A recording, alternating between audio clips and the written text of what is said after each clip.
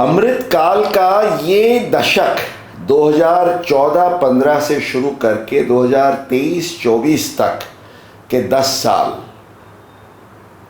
मोदी सरकार के पहले 5 साल के वित्त मंत्री थे हमारे श्री अरुण जेटली जी, और बाद के 5 साल श्रीमती निर्मला सीतारमण। लेकिन ये 10 साल में जो छलांग डायरेक्ट टैक्सेस और इनडायरेक्ट टैक्सेस में भारत ने लगाई है और हमारे टैक्स पेयर्स ने जो वृद्धि देखी है, ये अकल्पनीय है। 75 साल बीत गए और आज लाखों करोड़ों की रेवेन्यू की हम बात करते हैं। 47-48 में 2500 रुपये पर, उससे ज़्यादा अगर आपकी टैक्सेबल इनकम है तो आपको टैक्स लगता था, और 15,000 तक का थ्रेशोल्ड था मैक्सिमम स्लैब के लिए, जिस पर करीब 31.25% का टैक्स रेट लगता था। तब से लेके जो यात्रा हुई, एक नज़र करें उस पर, तो आज जैसे वित्त मंत्री ने बताया 2014-15 में 687,000 करोड़ का इनकम टैक्स कलेक्शन एक दशक में करीब 3 गुना होके 2023-24 में 19,45,000 करोड़ हो चुका।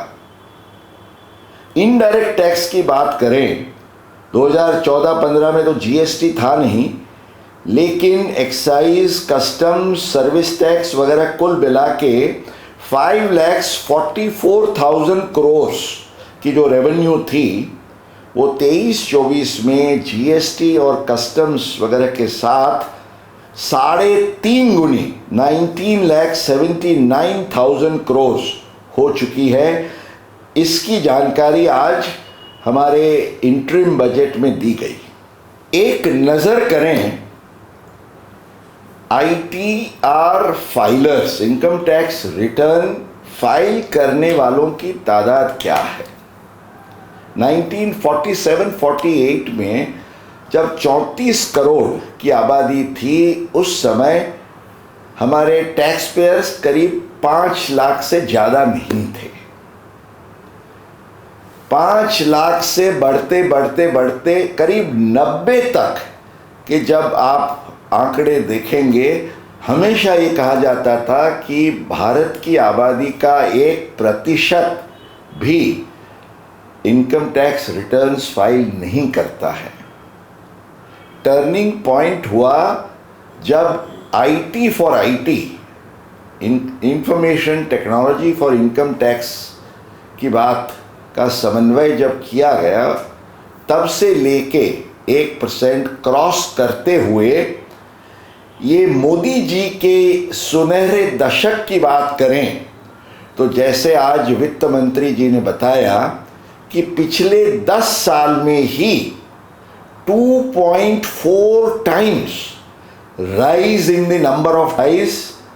2014-15 में 130 करोड़ की आबादी में करीब 2.6% ऑफ द टोटल पॉपुलेशन, माना 3 करोड़ 40 लाख लोग इनकम टैक्स रिटर्न फाइल करते थे।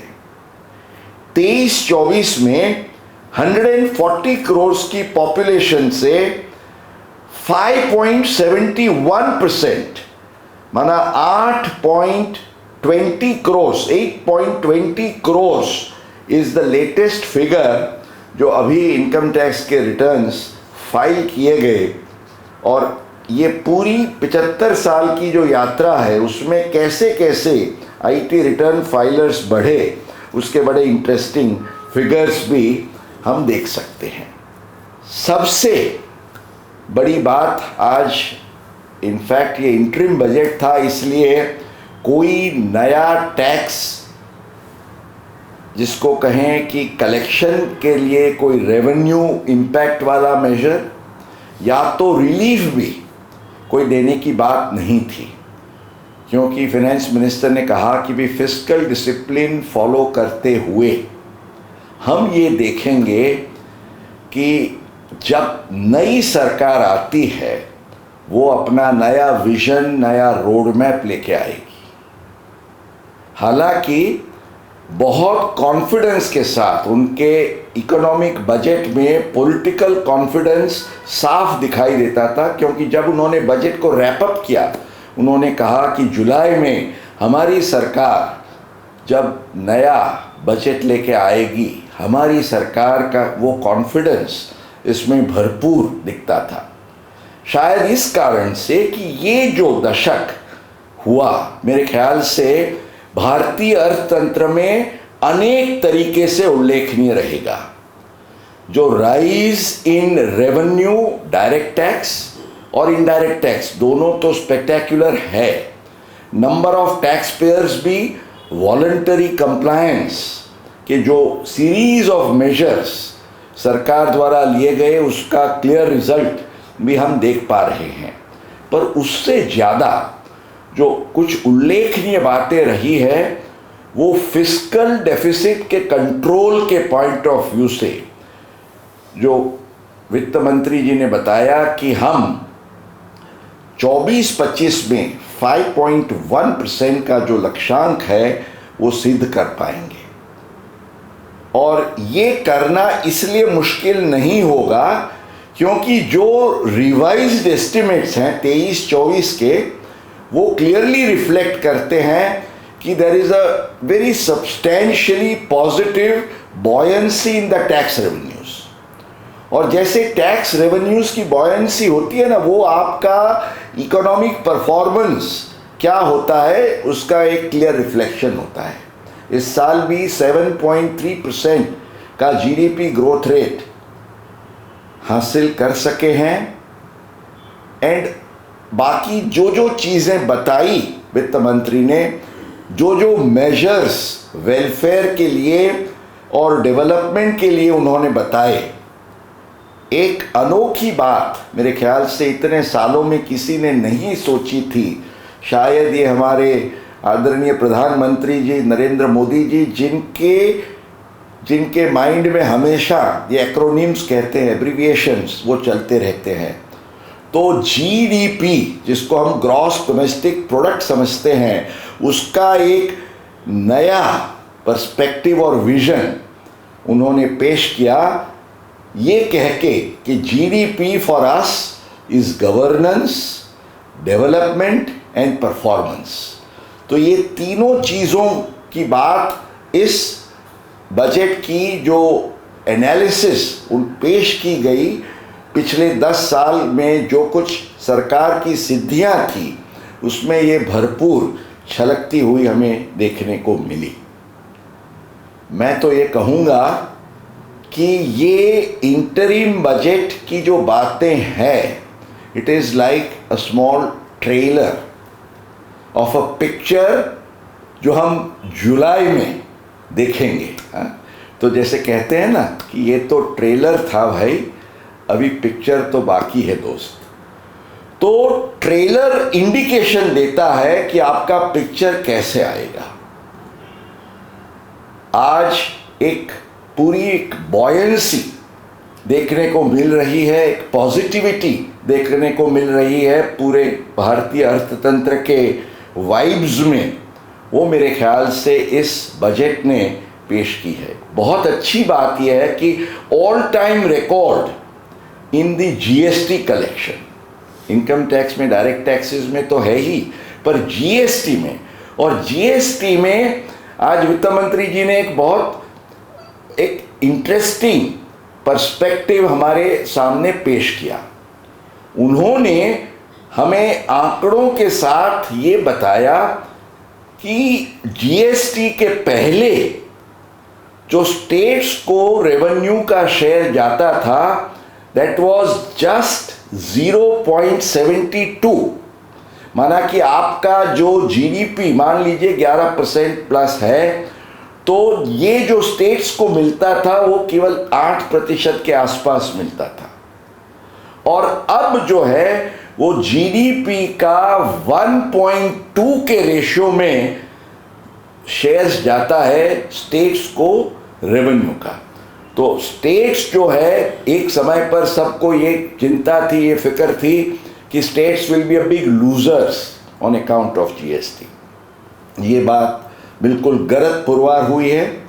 एक समय पर यह बात थी कि जीएसटी से रेवेन्यू का लॉस होगा या लीकेज होगा, ये भी गलत पुरवार हुआ है, क्योंकि जीएसटी के कारण there has been a lot of transparency, a lot of positive voluntary compliance, और जैसे जैसे शायद सब अपेक्षा कर रहे हैं कि ये नई सरकार अपने दायरे में, जैसे इनकम टैक्स में एक फेसलेस स्कीम आई है, अगर जीएसटी में भी ऐसी ही फेसलेस स्कीम लाई जाए तो जो एडमिनिस्ट्रेशन होगा उसमें बहुत बड़ी ईज आएगी। ईज ऑफ लिविंग और ईज ऑफ बिजनेस की बात करके हम ये हमारी आज की आलोचना, एनालिसिस ख़त्म करेंगे। करीब अमृतकाल के इतने अंदाज पत्रों में से मैं खुशनसीब रहा हूँ कि जब से मैं लॉ स्टूडेंट 1974 में मैं दाखिल हुआ और फिर 77 से लेके मेरा इनकम टैक्स से लीगल प्रोफेशन का नाता जुड़ा, करीब 74 टू 2024 के 50 सालों में अंदाज पत्र का अभ्यास करने का मुझे अवसर मिला। उसके बाद तो 77 के बाद तो बजट एनालिसिस का एक मेरे बजट गुरु श्री नानी पालखीवाला जी के आशीर्वाद मिले मुझे, उनसे एक तालीम मिली, ट्रेनिंग मिली, एनकरेजमेंट और इंस्पिरेशन मिला, और ये अविरत यात्रा 77 से लेके बजट एनालिसिस की चलती रही। पर ये 50 साल के अंदाज पत्रों में पहली बार शायद कोई वित्त मंत्री ने ये ईज ऑफ लिविंग के एंगल को इस तरीके से कनेक्ट किया कि इनकम टैक्स पेयर्स को जो सबसे परेशान करने वाली चीज़ें होती थी, क्योंकि आजकल देखा जाता था कि आपको कोई एक नोटिस मिलती है 2001-2 की, कहते हैं कि भाई 23,000 रुपया आपका हमारे रिकॉर्ड में आउटस्टैंडिंग निकलता है। आप कहोगे कि भाई ये क्या है, मुझे तो पता नहीं, इनकम टैक्स डिपार्टमेंट के पास भी उसका रिकॉर्ड नहीं है, लेकिन कोई एक साल में वो कहते हैं कि आपके सामने इतनी आउटस्टैंडिंग डिमांड है। तो ऐसी छोटी मोटी डिमांडों के शिकार होते हुए आपके रिफंड जैसे एडजस्ट हो जाते थे। मेरे ख्याल से एक बहुत ही विजनरी स्टेप लेके उन्होंने ईज ऑफ लिविंग के कॉन्टेक्स्ट में, वित्त मंत्री जी ने इस अंदाज पत्र में, और तो कोई टैक्स की प्रपोजल नहीं थी, पर उन्होंने समझिए एक बड़ी रिलीफ, जिसके सीधे लाभकर्ता beneficiaries would be around 1 crore tax payers. उन्होंने ये कहा कि 2009-10 तक की जो टैक्स डिमांड्स हैं, माना शुरू से लेके 2009-10 तक की डिमांड, अगर वो 25,000 रुपये के अंदर के दायरे में है तो पूरे की पूरी डिमांड टैक्स पेयर की वाइप ऑफ की जाएगी, उसको ज़ीरो कर दिया जाएगा। No questions asked, nothing. और उसके बाद 10-11 से लेके 14-15 तक उन्होंने कहा कि 10,000 रुपये की लिमिट के अंदर अगर कोई ऐसी छोटी मोटी टैक्स डिमांड्स होगी तो उसको भी वेव किया जाएगा। तो आज तक हम अनेक स्कीम्स देखते थे, विवाद से विश्वास, डिस्क्लोजर स्कीम्स, बट ये एक अनोखी स्कीम आई कि राइट ऑफ, छोटी मोटी चीज़ें। आज हम जैसे बिजनेस में भी हम कसर के तौर से छोटी मोटी जो हमारी कोई कलेक्शन की अमाउंट्स होती है उसको हम वाइप ऑफ कर देते हैं। तो अच्छी ये बात है कि गवर्नमेंट ने भी एक प्रैग्मेटिक आउटलुक लेके ऐसी छोटी छोटी डिमांडों को साफ करके अपना भी बैलेंस शीट क्लीन कर दिया, और टैक्स पेयर्स के माइंड में ये जो छोटी मोटी चिंताएं सताती थी उसको भी वंस फॉर ऑल दूर कर दिया। तो आज के ये विशेष इंटरिम बजट की ये कुछ खूबियाँ थी। बाकी तो जैसे मैंने कहा, हम सबको बहुत सारी अपेक्षाएं हैं जुलाई 2024 में जब नया बजट आएगा तो वो क्या लाएगा उसकी और देखते देखते।